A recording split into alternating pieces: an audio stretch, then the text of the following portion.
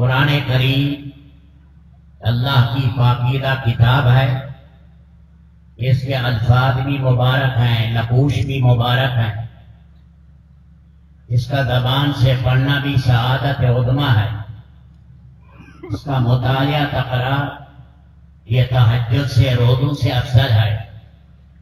جو اس کے سیکھنے والے ہیں ان کے پاؤں کے نیچے اللہ کے فرشتے پر بچھاتے ہیں۔ اسی حال میں موت آ گئی اور جذبہ یہی تھا کہ پیغام الہی میں پہنچاؤں اور اللہ کا پیغام اور اللہ کا دین اسلام زندہ ہو۔ موت آ گئی تو حدیث شریف میں اس کے درمیان اور انبیاء کے درمیان ایک درجے کا فرق رہے گا۔ اللہ تعالیٰ نے یہ قرآن کریم کی دولت عطا کی ہے۔ اللہ پاک نے حضرات صحابہ کرام میں وہ پورے طور پر حضرات صحابہ کرام اس کے الفاظ بھی یاد کرنے والے تھے، عمل میں بھی لانے والے تھے، اپنے آپ کو قرآن کریم میں رنگا۔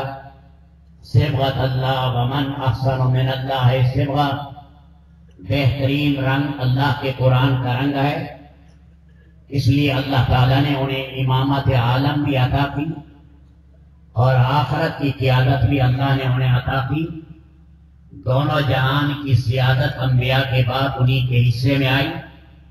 انہوں نے قرآن کریم کو حرز جان بنایا اور ہر شعبے میں اللہ کے قرآن پر عمل کیا۔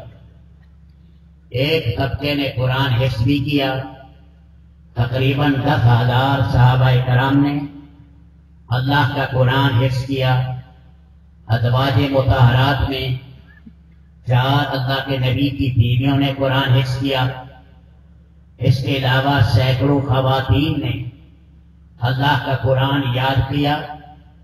پھر ایک طبقہ ایسا آیا، انہوں نے قرآن کریم کے الفاظ کی حفاظت کی، وہ قراء کا طبقہ تھا۔ اللہ ان کی قبریں نور سے بھرے۔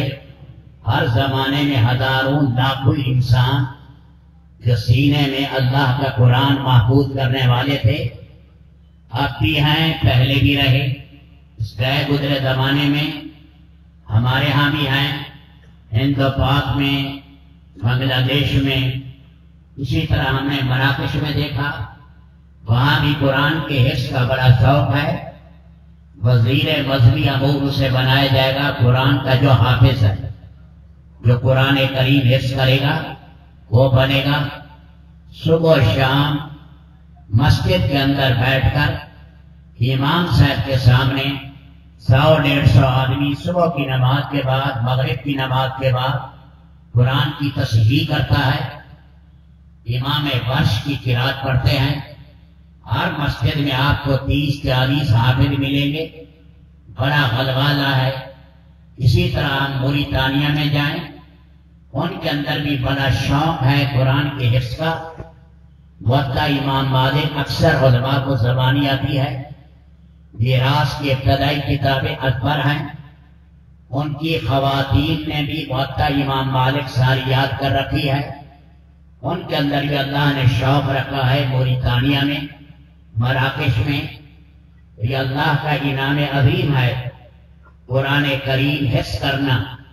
فرمایا جب حافظ دنیا سے جاتا ہے، فرشتے اس کی قبر کی زیارت کے لیے ایسے آتے ہیں جیسے ہم بیت اللہ کی زیارت کے لیے جائیں۔ تو یہ درسگاہیں ہیں، ان میں صبح سے لے کر شام تک سب سے زیادہ قرآن کریم ان مدارس میں، چاہے چھوٹی درسگاہیں یا بڑی، اللہ کا قرآن پڑھا جاتا ہے۔ سوتے سوتے بچے اسی کو پڑھتے ہیں اور صبح اٹھتے یہی پھر انہی کے ہاتھ میں یہ قرآن کریم ہے۔ یہ اللہ کا انعام عظیم ہے۔ ان کے ماں باپ بھی خوش قسمت ہیں اور یہ بچے بھی خوش قسمت ہیں۔ اللہ کا ان پر انعام عظیم ہے۔ رب العالمین نے انہیں صحیح قرآن کی ادائیگی کے لیے، کیونکہ مخارج بدل جائیں تو معانی بدل جاتے ہیں، مخارج بدل جائیں تو بعد دفعہ نماز فاسد ہو جاتی ہے۔ تو قرآن نے محنت کی، انہی مخارج کا انداز اور وہ قراتیں باقی رکھی کہ صحابہ نے اللہ کے نبی سے سیکھی، عبداللہ ابن مسعود رضی اللہ تعالیٰ عنہ فرماتے ہیں میں نے 70 صورتیں اللہ کے نبی کے گھٹنے کے ساتھ گھٹنا ملا کر سیکھی. قرآن کریم اللہ پاک نے ایک طبقے میں شوق ڈالا. انہوں نے بارشیں آئیں، سردی آئی، گرمی آئی، حلق تک پانی آ گیا، روزانہ کا سبق نہیں چھوڑا. عبد الرحمن سلمی کہتے ہیں خیرکم من تعلم القرآن وعلمہ. اس کی خاطر میں کوفہ کی مسجد میں 72 سال میں نے قرآن پڑھایا تاکہ میرا اللہ کا شمار بہترین لوگوں میں ہو جائے.